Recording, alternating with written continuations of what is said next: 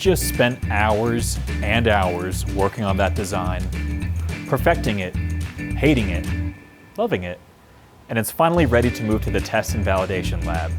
But he needs to be able to make those exact same measurements with the same analysis tools. It can be really difficult to move all of that sensitive, bulky equipment across rooms, floors, even buildings. Wouldn't it be nice if someone made a compact version of the exact test equipment being used on the R&D benches?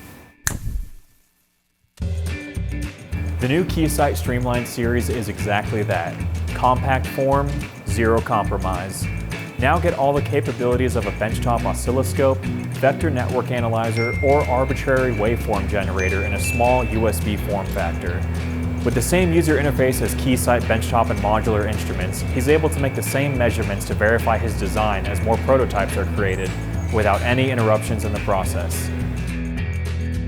Consistent technology between all three platforms not only means a similar UI, but the same automated code can be used across any platform, ensuring you are making consistent measurements at every point in the design cycle.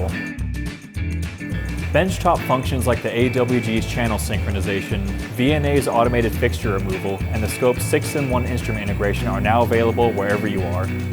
Compact form, zero compromise.